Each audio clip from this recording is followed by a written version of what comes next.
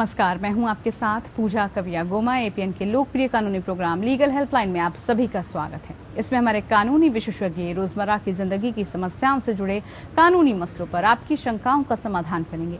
आप फोन करके कानूनी राय ले सकते हैं। आज हम आपको महिलाओं की प्रॉपर्टी के अधिकार के बारे में जानकारी देंगे।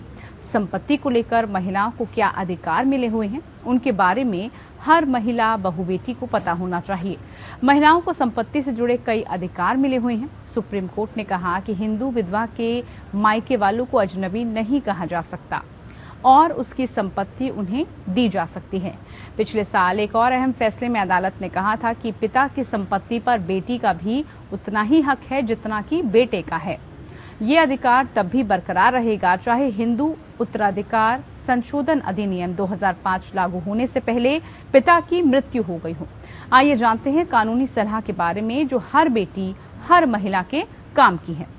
हिंदू लॉ में संपत्ति को दो श्रेणियों में बांटा गया है। पहली पैतृक और दूसरी स्वअर्जित। पैतृक संपत्ति में 4 पीढ़ी पहले तक पुरुषों की वैसी अर्जित संपत्तियां आती है जिनका कभी बंटवारा नहीं हुआ हो। ऐसी संपत्तियों पर संतानों का, वो चाहे बेटा हो या बेटी हो, जन्मसिद्ध अधिकार हो जाता है। 2005 से पहले ऐसी संपत्तियों पर सिर्फ बेटे को अधिकार होता था, लेकिन संशोधन के बाद पिता ऐसी संपत्तियों का बंटवारा मनमर्जी से नहीं कर सकता, यानी वो बेटी को हिस्सा देने से इनकार नहीं कर सकता। कानून बेटी के जन्म लेते ही उसका पैतृक संपत्ति पर अधिकार हो जाता है। स्वअर्जित संपत्ति के मामले में बेटी का पक्ष कमजोर होता है।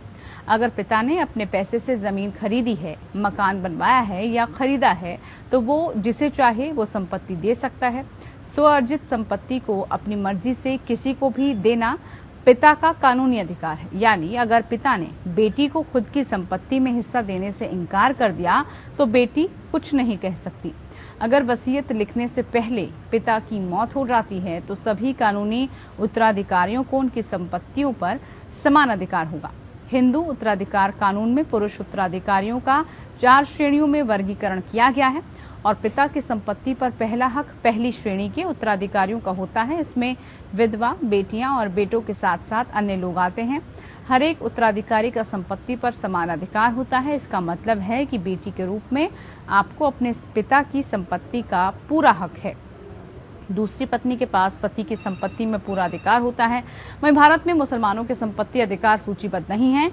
मुस्लिम कानून की 2 संस्थाओं के तहत आते हैं, हनाफी और शिया। भारत में ज्यादातर मुस्लिम हनाफिस हैं या सुन्नी हैं।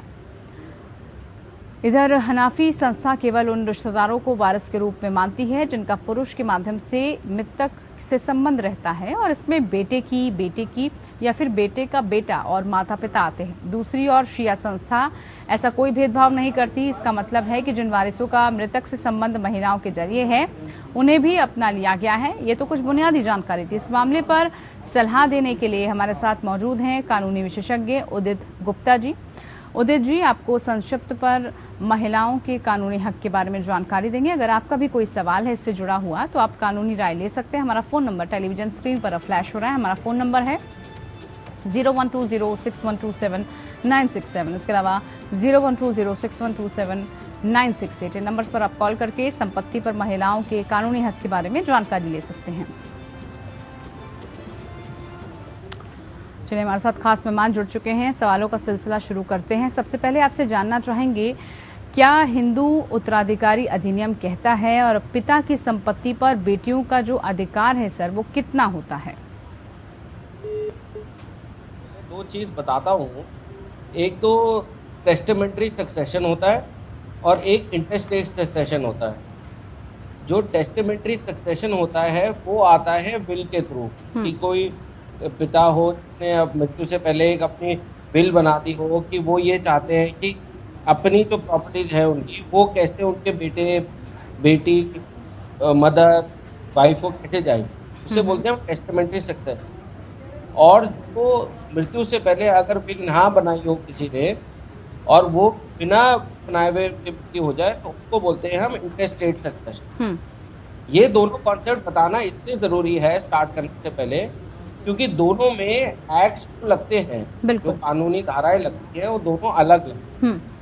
जो टेस्टामेंट्री सक्सेशन होता है जिसमें विल बनी होती है उसमें लगता है हमारा इंडियन सक्सेशन एक्ट 1925।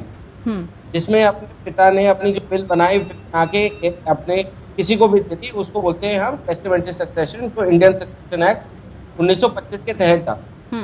जो इंटरेस्टेड सक्सेशन होता है वो बिना विल छोड़े जब किसी की मृत्यु हो जाती है, तो जो लॉ लिखा गया है सक्सेशन एक्ट 1956 में 1956, हिंदू सक्सेशन एक्ट 1956, वो अप्लाई करता है। ठीक है। तो आज जो इंटरेस्टेड सक्सेशन है हिंदुओं को जो अप्लाई करता है, ये जानना जरूरी है कि हिंदू के साथ साथ वो किसको अप्लाई करता है सबसे पहले, क्योंकि बड़ी सारी कंफ्यूजन होती है, ये इसको अप्लाई करता है नहीं करता, उसको अप्लाई करता है नहीं करता। तो आज की डेट में ये हिंदू सक्सेशन एक्ट बिना बिल के की मृत्यु हो जाती है, वो किस किस को अप्लाई करता है ये जानना जरूरी। बिल्कुल।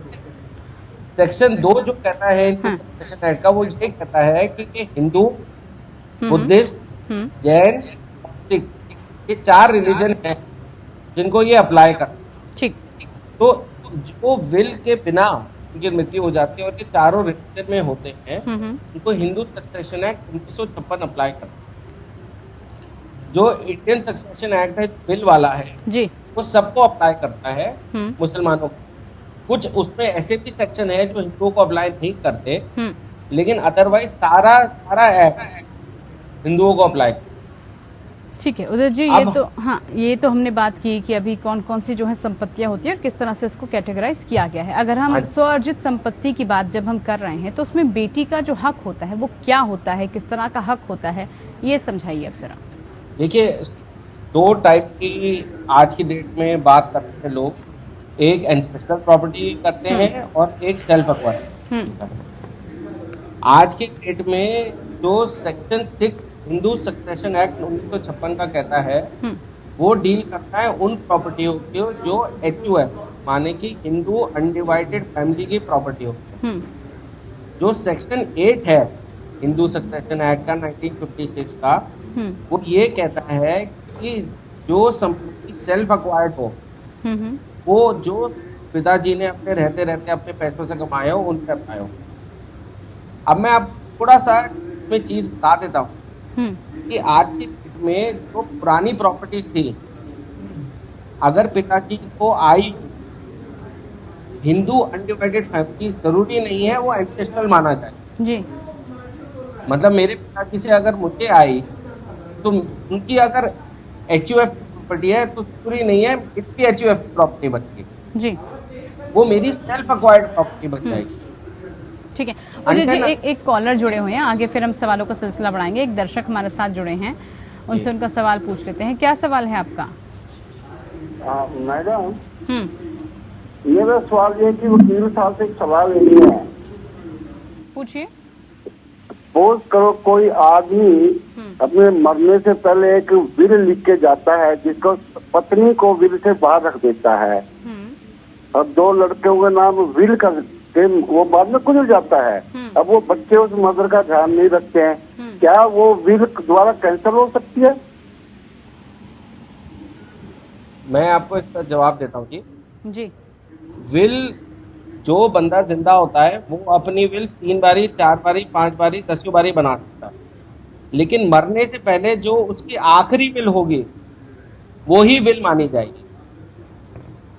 अब अगर इस केस में अगर पत्नी को नहीं दिया गया है तो या तो पत्नी इस विल को चैलेंज कर सकती है, नहीं तो जो आखिरी विल है उसको मानना ही पड़ेगा, उसके सिवाय और कोई तरीका नहीं है। ये वाला जैसे मैंने आपको बताया, जो चैलेंज होगा या मानना पड़ेगा वो मानना पड़ेगा इंडियन सक्सेशन एक्ट 1925 के तहत, क्योंकि इसमें विल है जो जिसमें लिखे गया है कि कैसे मेरे जाने के बाद मेरी प्रॉपर्टी डिस्ट्रीब्यूट। ठीक, चलिए श्रीराम जी, उम्मीद करते हैं आपके सवाल का जवाब आपको मिला होगा। उदय जी, अब माँ की संपत्ति की अगर हम बात करें तो माँ की संपत्ति पर बेटी का जो अधिकार होता है, क्या वो होता है, नहीं होता, इसके लिए पूरी क्या कानूनी प्रक्रिया है? मैं आपको छोटा सा बता देता हूँ जी। बेटियों का अधिकार शुरू से था। 1956 में जब ये एक्ट आया, 1956 से बेटियों का अधिकार अपने पिताजी की, अपनी माताजी की प्रॉपर्टी में शुरू से था। जो चीज 2005 में अमेंडमेंट के तहत लाई गई वो उन प्रॉपर्टियों के लिए लाई गई जो हिंदू अनडिवाइडेड फैमिली HUF की प्रॉपर्टीज की, को पार्सलिटी की प्रॉपर्टी। अदरवाइज बेटियों का हक शुरू से अपने माता की अपने पिताजी की प्रॉपर्टी में है। अगर माता पिताजी बिना विल के उनका देहांत हो जाता है तो बेटियों को उतना ही हिस्सा मिलेगा जो बेटों को। जो पिताजी की प्रॉपर्टी है वो सेक्शन 8 के हिसाब से जाती है, जो मदर की प्रॉपर्टी है वो सेक्शन 15 के हिसाब से जाती है।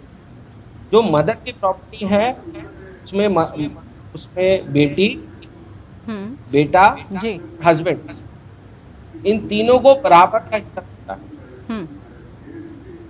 वैसे ही पिताजी की प्रॉपर्टी में मदर को, विडो को, बेटे को और बेटियों को बराबर का।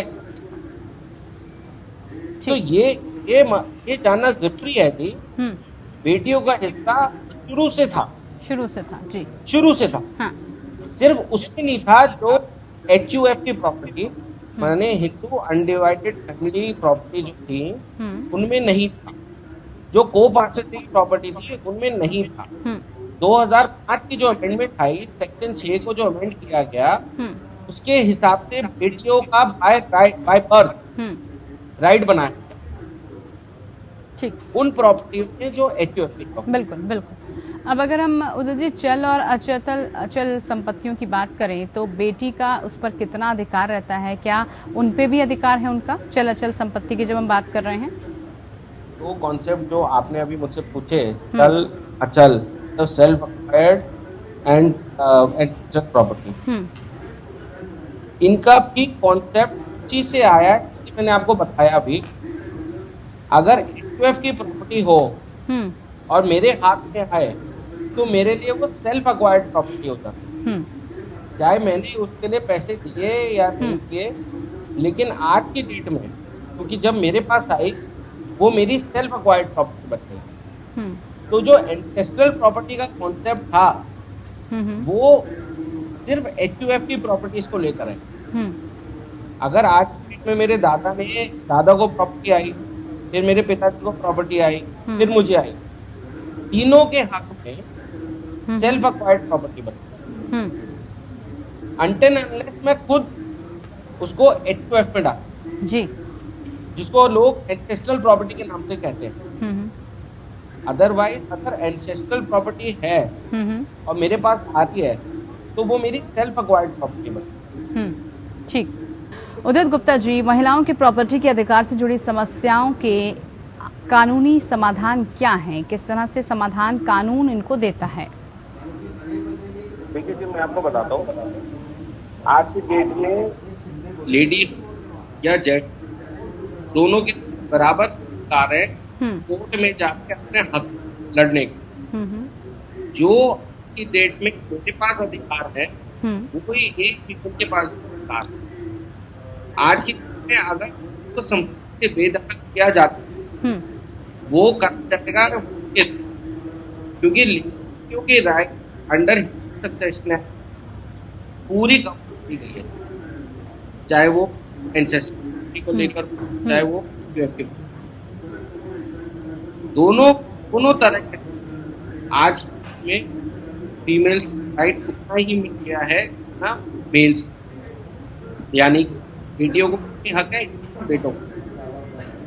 आज की अगर वो बेदखल किया जाता है प्रॉपर्टी से जी, तो वो अधिकार बेटों के कोई बेटी डिस्क्रिमिनेशन की पहले वो खत्म करता। आज की डेट में अगर को नहीं किसी वजह तो कोर्ट से जाके उसको अधिकार के करने की पूरी क्षमता मिली जी।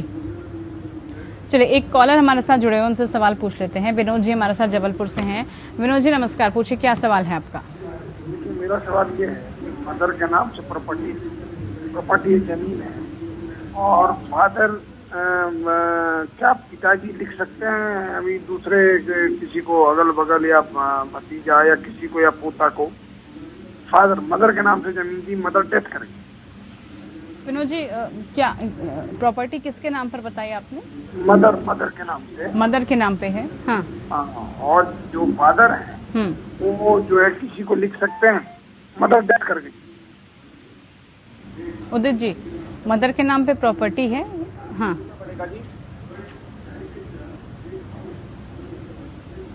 जी, उदित जी क्या पूछ रहे हैं?